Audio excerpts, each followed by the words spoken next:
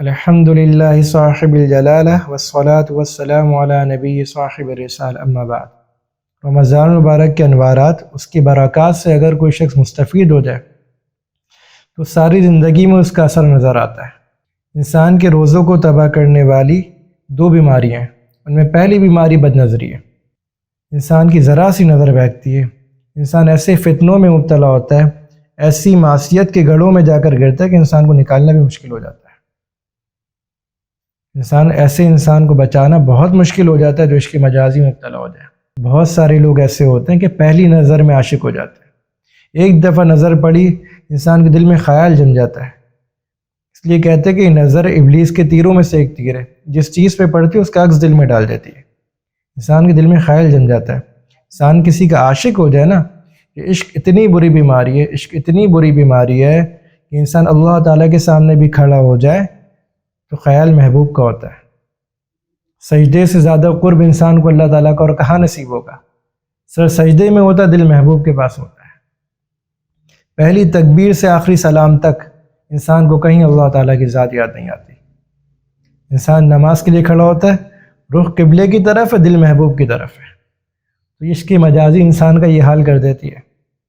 عشق انسان کو کسی کام کا نہیں چھوڑتا۔ دنیا کا بھی اگر آپ کوئی کام کرنا چاہیں تو دنیا کا بھی ہر کام توجہ مانگتا ہے، اور ایک عاشق کی توجہ کا اکثر حصہ اس کے محبوب کے پاس ہوتا ہے۔ اس نے اپنے خیالات کا اور اپنی سوچوں کا مرکز کسی اور کو بنا لیا ہوتا ہے۔ عشق مجازی یہ انتہائی بری بیماری ہے، اللہ تعالیٰ سے پناہ مانگنا چاہیے کہ اللہ تعالیٰ انسان کو اس بیماری سے محفوظ رکھے۔ کوئی مبتلا ہو جائے نا تو انسان بچ نہیں پاتا۔ مکتب عشق کا دستور نرالا دیکھا، اس کو چھٹی نہ ملے جس نے سبق یاد کیا۔ انسان محبت میں اتنا گر جاتا ہے کہ اسے عزت ذلت کسی کی کوئی پرواہ نہیں رہتی، بس ایک ہی ایک کا خیال رہتا ہے۔ اللہ تعالیٰ سے پناہ مانگے کہ اللہ تعالیٰ انسان کو ایسی کیفیات سے بچائے۔ اور عشق مجازی کی جو ابتدا ہے نا وہ نظر سے ہوتی ہے، نظر سے۔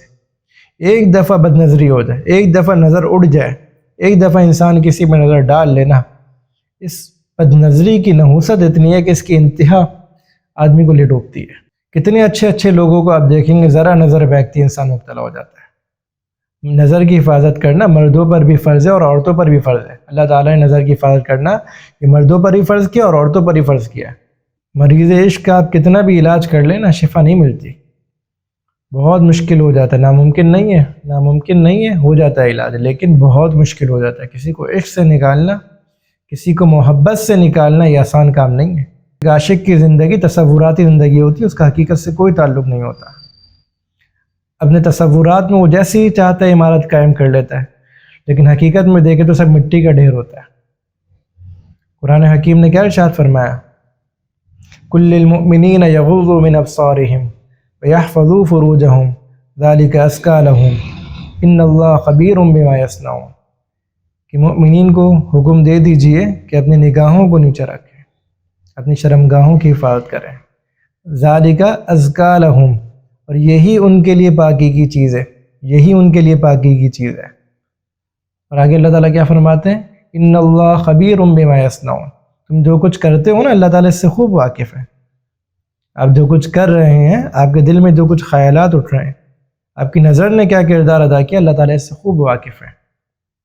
پہلی تفسیر یہ کی ہے ان اللہ خبیر باجالۃ النظر، یہ اللہ تعالیٰ تمہارے نظروں کو پھیر پھیر کے دیکھنے سے بھی واقف ہے۔ انسان نظر پھیر پھیر کر دیکھتا ہے نا، پلٹ پلٹ کر دیکھتا ہے۔ یاد رکھیں نظر پڑ گئی نا تو فوراً توبہ کر لیں۔ نظر پڑنے پر گناہ نہیں ہے، لیکن پھر بھی توبہ کر لیں کہ اس کی نحوست دل میں نہ بیٹھ جائے۔ نظر پڑنے سے جو انسان کے دل میں خیالات آتے ہیں، اگر انسان اس کی طرف دھیان نہ دے اللہ تعالیٰ اس سے انسان کو نجات دے دیتے ہیں۔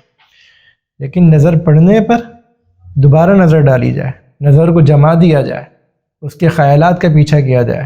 بعض لوگ ہمارے یہاں تو ایسے ہوتے ہیں گلی کوچوں کے کناروں پہ کھڑے ہو جاتے ہیں، کونے سے دیکھنا شروع کرتے ہیں، گھر کے اندر تک بحفاظت چھوڑ کے آتے ہیں۔ دوسری تفسیر مفسرین نے اس کی ہے ان اللہ خبیر باستعمال سائر الحواس، کہ اللہ تعالیٰ بد نظری میں تمہارے تمام حواس کے استعمال کرنے کے بارے میں بھی جانتے ہیں، کہ تم نے صرف نظر کا استعمال نہیں کیا، سارے اعضاء استعمال ہوں گے۔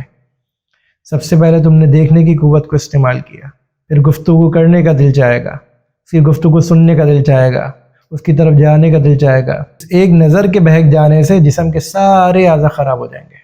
تیسری تفسیر مفسرین نے اس کی ہے کہ ان اللہ خبیر بتحریک الجوارح، کہ اللہ تعالیٰ تمہارے اعضاء میں پیدا ہونے والی حرکت سے بھی واقف ہے۔ کہ بد نظری تو کر لی نا، اب اس کے نتیجے میں جو اعضاء میں حرکت پیدا ہو رہی ہے نا، اللہ سے واقف ہے۔ یہ قدم بھی اٹھیں گے محبوب کی گلیوں کی طرف، اسے خط بھی بھیجا جائے گا، اللہ تعالیٰ ان سب سے واقف ہے۔ اور چوتھی تفسیر اس کی مفسرین نے یہ کہ ان اللہ خبیر بما یقصدون بذلک، کہ اس بد نظری سے تم کیا ارادہ رکھتے ہو، اللہ تعالیٰ اس سے بھی واقف ہے۔ کہ بات صرف نظر تک کی نہیں ہے کہ اگر یہ محبوب تمہیں خلوت میں مل جائے تو تم کس فعل کا ارادہ رکھتے ہو، اللہ تعالیٰ اس سے بھی واقف ہے۔ تو اپنے آپ کو اس گناہ سے بچائیں۔ اور ساری تفاسیر کا خلاصہ یہ نکلتا ہے کہ اللہ تعالیٰ آپ کی ہر فعل سے واقف ہے۔ انسان کی آنکھ کیا خیانت کرتی ہے، اللہ تعالیٰ اس سے بھی واقف ہے۔ دل میں اٹھنے والے ہر خیال سے اللہ تعالیٰ واقف ہے۔ تو یاد رکھیں، اب جو کریں گے اللہ تعالیٰ اس کو جانتے ہیں۔ روزے کو تباہ کرنے والی پہلی بیماری ہے۔ اس پہلی بیماری کے متعلق تو گفتگو ہو گئی، انشاءاللہ دوسری بیماری جو کہ غیبت ہے، انشاءاللہ اس کے متعلق آگے گفتگو ہوگی۔